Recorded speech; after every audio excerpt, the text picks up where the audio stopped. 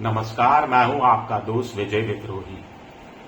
आप मुझसे जुड़ चुके हैं, इसके लिए आप सबका तहे दिल से शुक्रिया। अगले 8-10 मिनट में आपसे जुड़े रहने की कोशिश करूंगा। आप कहेंगे मैं मुस्कुरा क्यों रहा हूं?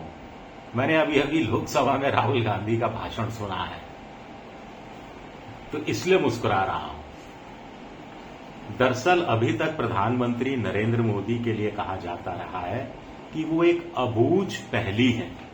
अबूझ पहेली इसलिए है कि कोई उनके मन की था नहीं ले सकता। अचानक से वो बड़े बड़े फैसले कर देते हैं। किसी को भी मुख्यमंत्री बना दिया, किसी को भी मंत्रिमंडल में ले लिया, कभी भी किसी को मंत्रिमंडल से नहीं। लेकिन आज राहुल गांधी ने देश के सामने एक पहेली रख दी और लोगों को चुनौती दी कि लोग उस पहेली के बारे में उनको बताएं, ट्वीट करें, दूसरे तरीकों से बताएं। अब पहेली क्या रख दी कि राहुल गांधी ने कहा कि उन्होंने प्रधानमंत्री का भाषण सुना, जो महिला आरक्षण और डिलिमिटेशन पर उन्होंने कहा था। बड़ा लो एनर्जी का था, ब्रोकन था, कुछ ट्रांसमिट नहीं हो पा रहा था। तो मुझे लगा कि ये हो क्या रहा है, मैं भौचक्का रह गया। फिर मेरी नजर पड़ी 16 तारीख पर।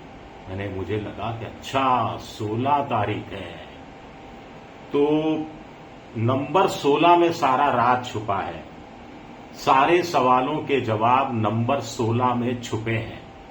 ये 16 नंबर में आखिर क्या राज छुपा है प्रधानमंत्री नरेंद्र मोदी का? मैंने ग्रोक से पूछा, मैं गूगल में गया, ग्रोक ने कुछ कहा, गूगल ने कुछ कहा, इधर उधर एक दो पत्रकार दोस्तों से बात की। जो कुछ निचोड़ निकला वो मैं आपको बताऊंगा, बस मेरे साथ आप बने रहिए। अब क्योंकि इसमें 2-3 और चीजें बड़ी इंपॉर्टेंट रही। राहुल गांधी ने एक जादूगर का किस्सा सुनाया। जैसे ही उनके मुंह से जादूगर निकला और पीछे प्रियंका गांधी हंसती हुई नजर आई, तभी मैं समझ गया कि इशारा किस तरफ होगा, कहानी किस तरफ जाती हुई दिख रही है। मैं क्या, स्पीकर महोदय ओम बिरला जी तो तुरंत समझ गए। जैसे ही राहुल गांधी ने कहा कि बचपन में उन्होंने एक मशहूर जादूगर था, तो उसका जादू देखने वो और प्रियंका गांधी और 250-300 बच्चे और चले गए। तो अब जादूगर क्या कर रहा था कि वो लाल टोपी से कबूतर निकाल रहा था। यही राहुल गांधी को टोक दिया ओम बिरला ने कि अरे जादू, ये क्या बात कर रहे हैं, संसद है ये। राहुल गांधी, अरे सर सुन तो लीजिए स्पीकर साहब, फिट बैठ जाएगा। ओम बिरला, संसद मर्यादा से चलेगी। तो ओम बिरला समझ गए कि इशारा किस तरफ है। सत्ता पक्ष के लोग शोर मचाने लगे, वो समझ गए कि इशारा किस तरफ है। खैर राहुल गांधी फिर भी नहीं रुके। उन्होंने कहा कि वो राहुल जादूगर मेज पर खड़ा हो गया। उसने अपने असिस्टेंटों से कहा कि उसको चेन से बांध दिया जाए, ताले लगा दिए जाएं और 2-3 मिनट बाद स्वतः ताले टूट जाएंगे, चेन निकल जाएगी। इस पर ओम बिरला फिर समझ गए कि कहानी और कहां जाती हुई दिख रही है। आप भी समझ रहे होंगे कि सदन की गरिमा बनाए रखिए। सत्ता पक्ष शोर मचाने लगा। रिजिजू ने कहा कि ज्यादा लंबा मत बनाइए इसे राहुल गांधी जी, आप बात खत्म कीजिए। अब राहुल गांधी ने कहा कि अंत में होता क्या है कि 3 मिनट बाद जब चादर हटाई जाती है तो वहीं का वहीं बंधा रहता है जादूगर। उसकी ट्रिक फेल हो गई थी, उसकी चेन टूटी नहीं थी, ताले टूटे नहीं थे और बच्चों ने हंसना शुरू कर दिया था। बच्चे इतना हंसे कि जादूगर का बाकी का शो ही बेकार चला गया। यानी जादूगर ने उसके बाद जो भी जादू दिखाया, कहीं खरगोश निकाला या कुछ और ट्रिक्स की, जनता हंसती रही, बच्चे हंसते रहे, क्योंकि जादूगर का जादू खत्म हो चुका था। ओम बिरला, ये तरीका है क्या? सदन में क्या इस तरह चर्चा करना चाहते हैं? राहुल गांधी बोलूं क्या? कायदे से राहुल गांधी को अपनी बात यहीं खत्म कर देनी चाहिए थी। व्यंग होता है, उसकी मार होती है, उसकी एक तासीर होती है। जनता की कल्पनाशीलता पर भी कुछ चीजें छोड़ देनी चाहिए थी।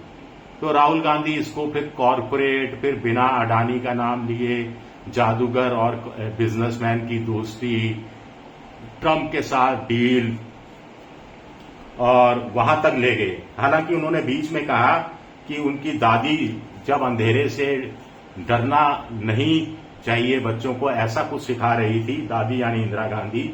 तो इंदिरा गांधी ने एक तरह से अपने पोते राहुल गांधी से कहा था कि सच्चाई के साथ टिके रहो और असली ताकत छुपी रहती है, वो अपने आप को दिखाती नहीं है।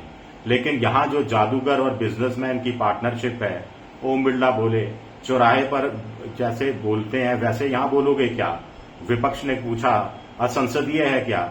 ओम बिरला ने कहा असंसदीय तो नहीं है, लेकिन चौराहे जैसी भाषा का इस्तेमाल एलओपी के लिए शोभा देता क्या है? हिडन पावर, राहुल गांधी ने कहा, जो हिडन पावर है, इशारा आप समझ गए होंगे, 7 समुंदर पार, उसके पास जादूगर का सारा कच्चा चिट्ठा है। ये बात राहुल गांधी ने कही।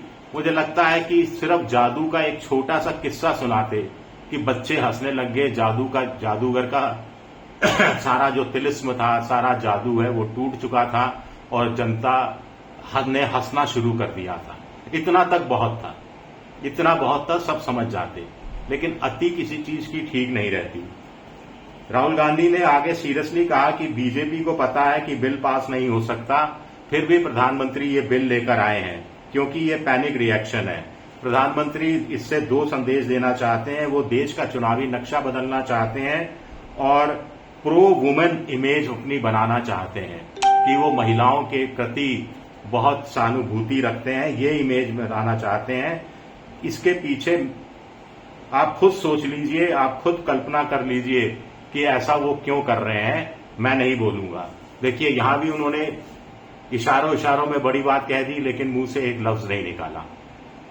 लेकिन किरण रिजिजू ने बोले, ओम बिरला बोले, राजनाथ सिंह बोले। राजनाथ सिंह ने तो कहा राहुल गांधी को माफी मांगनी चाहिए, उनकी बातें एक्सपंज कर देनी चाहिए। ओम बिरला स्पीकर तो यहां तक बोले कि अगर सत्ता पक्ष भी राहुल गांधी को ऐसे शब्दों का इस्तेमाल करने देगा तो वो स्पीकर की हैसियत से ऐसा नहीं करने देंगे और तमाम बातों को वो एक्सपंज कर देंगे। राहुल गांधी ने आगे जो डिबेट पर जो बात की महिला आरक्षण को लेकर कि दलितों, ओबीसी, जो आदिवासी हैं, उनको बीजेपी हिंदू तो मानती है लेकिन उचित प्रतिनिधित्व नहीं देना चाहती, इस पर भी बड़ा हंगामा हुआ। आगे राहुल गांधी का कहना था कि मोदी सरकार डरी हुई है, उसको सत्ता जाने का डर है, वो अपने हिसाब से देश का नक्शा बदलना चाहती है। ये जो बिल है इसको एंटी नेशनल एक्ट बताया राहुल गांधी ने, देश विरोधी काम है, ये राहुल गांधी ने कहा। अब फिर उसी मुद्दे पर आते हैं कि नंबर 16 का प्रधानमंत्री मोदी से कोई लेना देना है क्या? मुझे नहीं मालूम क्या लेना देना है। मैंने तो ग्रोक से पूछा है और गूगल में सर्च किया थोड़ा बहुत, तो एक चीज तो पता लगी कि 16 घंटे काम करते हैं प्रधानमंत्री जी। हालांकि कुछ लोग कहते हैं 18 घंटे काम करते हैं, चलिए 16-18 घंटे काम करते हैं। दूसरा पता लगा कि 1968 में उनकी जब शादी हुई थी तो वो खुद 18 साल के थे, लेकिन उनकी पत्नी जसोदाबेन 16 या 17 साल की थी। तीसरी बात यह पता लगी कि पहली बार जब वो प्रधानमंत्री बने थे तो 16 मई 2014 को उन्होंने प्रधानमंत्री पद की शपथ ली थी, या फिर शायद नतीजा आया था या 16 मई को शपथ ली थी, कुछ ऐसा है। चौथी बात यह पता लगी कि प्रधानमंत्री की जन्म तिथि 17/9/1950 है, तो उनको जो रूल करता है वो नंबर 8 करता है, 1+7। तो आगे एक जगह लिखा हुआ है कि कोई एस्ट्रोनॉमी वाले व्यक्ति ने लिखा है कि प्रधानमंत्री जी की जिंदगी में एक भारी बदलाव आएगा, भारी कुछ बहुत बड़ी बदली हुई चीजें बहुत बदली सी नजर आएंगी 76 साल की उम्र में। अब 76 साल की उम्र का 16 साल से क्या लेना देना है, ये मेरे समझ में नहीं आया। 76 में 7+6 13 इज इक्वल टू 3+1 4, ये सब लिखा गया है। खैर, ये रहस्य तो कुछ दिनों में खुल जाएगा, लेकिन